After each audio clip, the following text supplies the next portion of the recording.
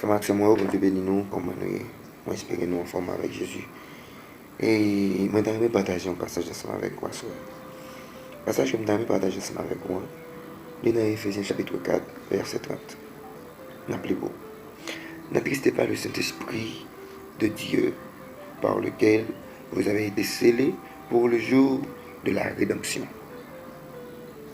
Que toute amertume, on a continué, que toute amertume, toute animosité, toute colère, toute clameur, toute calomnie et toute espèce de méchanceté disparaissent au milieu de vous. Soyez bons les uns envers les autres, compatissants, vous pardonnant réciproquement, comme Dieu vous a pardonné en Christ.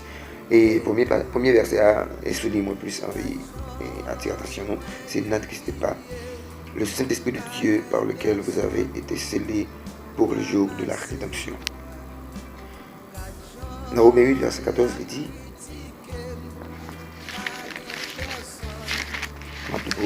Romains 8, verset 14, il dit que, car tous ceux qui sont conduits par l'Esprit de Dieu sont fils de Dieu. Le premier passage là, c'est Éphésiens chapitre 4, verset 30, qui dit, n'attristez pas le Saint-Esprit de Dieu en vous. Et Romains 8, verset 14, il dit, car tous ceux qui sont conduits par l'Esprit de Dieu sont fils de Dieu. Ça m'a voulu faut remarquer. C'est que si vous possédez l'Esprit de Dieu dans vous-même, mon pas qui est guidé par l'Esprit de Dieu, ou pas petit de Dieu. C'est moi qui est guidé par l'Esprit de Dieu, qui est fils de Dieu. Le monde qui a baptisé du Saint-Esprit. Mais, selon Éphésiens chapitre 4, verset 30, il a attristé l'Esprit de Dieu dans lui, puisqu'il était libre moralement. L'Esprit de Dieu qui a toujours conduit lui, qui a toujours voulu conduire lui, mais c'est le monde qui quittait au conduit. Il y a des gens qui quittent au conduit, il y a des gens qui va quitter l'Esprit de Dieu conduire lui. Puisque le moi qui est dans le lien, objectif que tu as fixé dans le lien, c'est ça que le besoin d'atteindre. Orgueil, un péché que Saint-Esprit apprend l'humilité, apprend le pardon. Orgueil, un péché Saint-Esprit, utilisez-le. Pas seulement attrister le Saint-Esprit. Dans 1 Thessaloniciens chapitre 5, verset 19, il dit, n'éteignez pas l'esprit.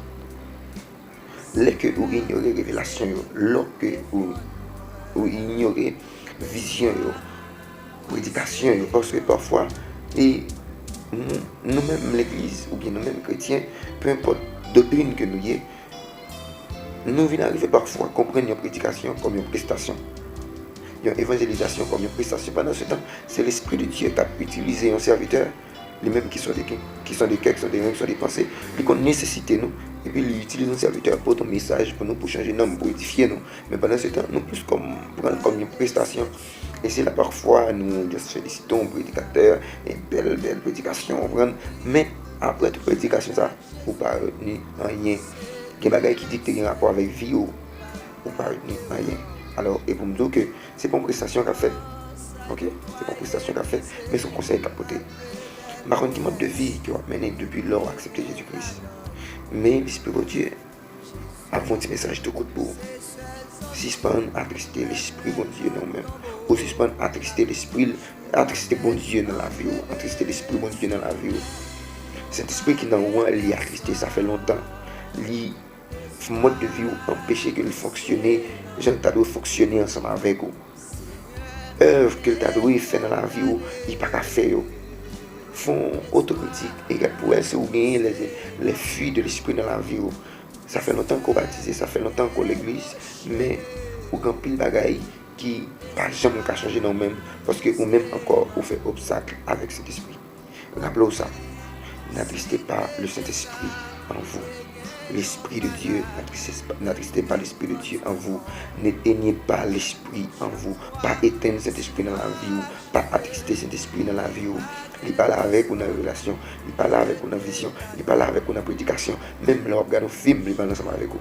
Alors, il pourrait changer mon de vie. L'Esprit de Dieu a besoin d'utiliser, il a besoin pour faire l'autre service, il a besoin pour aller plus devant. Il pourrait changer mon de vie. Que bon Dieu bénisse. C'est seulement ça de partager ensemble avec vous. Pas tristesse cet esprit dans la vie.